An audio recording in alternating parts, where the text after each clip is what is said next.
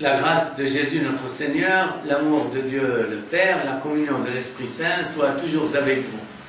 Mesdames et messieurs, nous sommes ici en Terre Sainte et j'ai la joie de faire un petit partage d'évangile avec vous. J'ai entre mes mains le texte grec original de l'évangile selon Saint Jean, chapitre 2, versets 1er et suivants. Il s'agit des noces de Cana. Je n'ai pas besoin de vous rappeler le texte que vous connaissez presque par cœur. En tout cas, il y a eu, voilà, il y a eu des noces à Cana, en grec ramos, mais en araméen, le correspondant serait, de mariage, serait mishtitha. Mishtitha, ça veut dire boisson, du verbe boire, shté, parce que les gens buvaient. Qu'est-ce qu'ils buvaient? Eh bien, ils buvaient du vin avec alcool, bien sûr, et pas seulement un jus de raisin. Et pourquoi il ne s'agit pas seulement de jus de raisin? Parce que le chef des invités dit, mais au début, on sert le bon vin, et quand ils sont devenus un peu ivres, un peu gris, alors on sert le vin moins bon. Donc, il ne s'agit pas seulement de jus de raisin. D'ailleurs, le mot est clair, le mot est oinos en grec, oinos ou bien inos, on dirait aujourd'hui, d'après la prononciation moderne. Oinos, c'était un mot international. Déjà, le correspondant hébreu, yain, le correspondant latin, vinum, et bien sûr dans toutes les langues modernes. Mais on peut aussi penser à un mot araméen, hamra, qui veut dire ce qui a du levain, ce qui a du ferment. Donc, c'est un jus de raisin bien fermenté.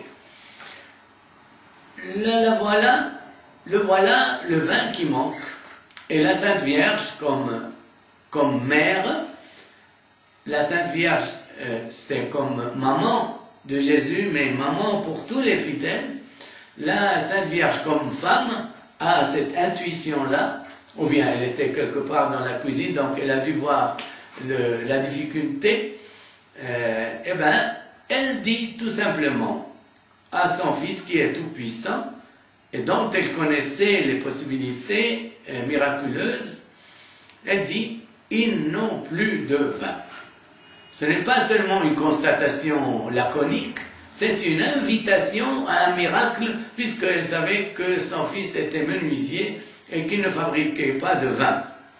Et la réponse de Jésus, et c'est là que nous allons nous arrêter, qu'y a-t-il à moi et à toi, femme? Ti et moi, kai soy gunai. D'après la prononciation d'Erasme, aujourd'hui on dirait ti et mi, qui est si yine. Alors, il y a certains qui traduisent qu'y a-t-il entre moi et toi, femme? Comme s'il n'y avait aucun rapport entre fils et mère.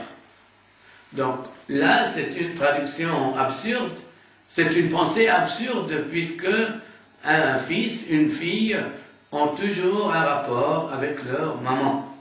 Déjà, le rapport physiologique, vital, le début de la vie, le développement de la vie, dans le sein maternel.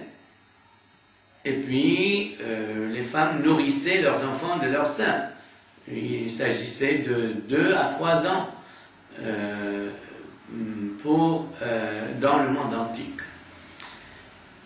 Eh bien, il y a une autre traduction qui voudrait dire, en citant l'évangile de Saint Marc, les démons ont dit à Jésus, qu'y a-t-il entre toi et nous, entre nous et toi, Jésus de Nazareth? Ça veut dire, nous ne voulons avoir aucun rapport avec toi. Eh bien, est-ce que Jésus est capable, même si nous avons la même expression, est-ce que Jésus est capable de dire une chose pareille à sa maman? Je ne veux rien avoir avec toi. Pas du tout. Revenons au contexte pour mieux comprendre le texte. Or, dans le contexte, la chose devient très claire. Ils n'ont plus de vin, ils. Alors, qu'y a-t-il en cela, dans ce manque de vin? Pour moi, je traduis littéralement là, qu'y a-t-il pour moi et qu'y a-t-il pour toi dans leur manque de vin? C'est-à-dire, qu'est-ce que ça me regarde et qu'est-ce que ça te regarde? Ça ne nous regarde pas. Ce n'est pas notre problème si eux n'ont pas de vin. Voilà, Jésus, diplomatiquement, fait une évasion. Il ne veut pas, bien il n'a pas l'air de vouloir faire le miracle. Femme, qu'est-ce que ça veut dire femme?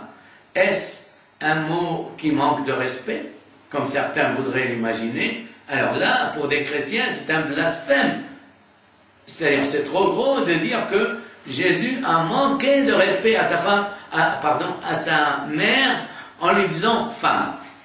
Tiens, avec la femme cananéenne, qu'est-ce qu'il a dit? Femme, grande est ta foi.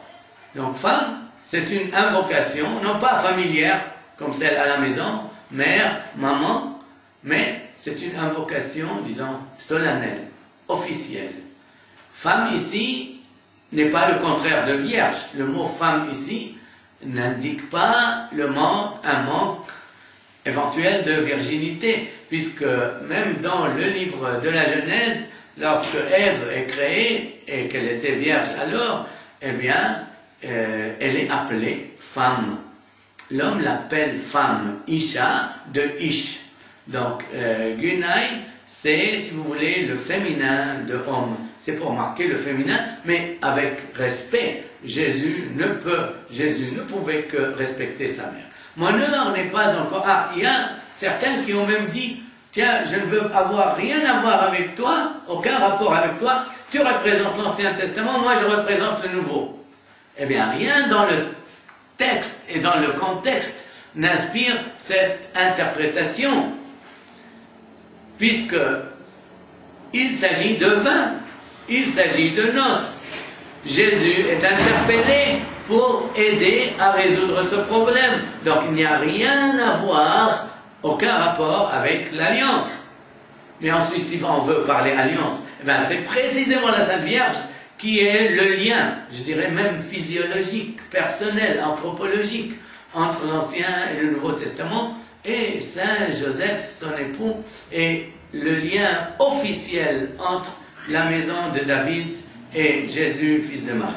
Mon heure n'est pas encore venue. Alors on nous dit, tiens, dans l'évangile de Jean, l'heure de Jésus, c'est celle de sa passion et de sa mort. Bon, alors qu'est-ce que ça a à voir, encore une fois, avec des noces où le vin manque? Donc, dans l'évangile de Jean, surtout chapitre 17, l'heure est aussi l'heure de la glorification. L'heure est venue, glorifie ton Fils. Glorification même à propos de la passion. Et alors, quelle est l'heure ici? Tout le contexte nous le dit clairement. C'est l'heure de la glorification par l'intermédiaire des miracles, comme conclut l'évangéliste lui-même, le disciple bien-aimé. C'est le premier miracle que Jésus a fait à Cana de Galilée. Il a manifesté sa gloire et ses disciples ont cru en lui. Merci de votre attention.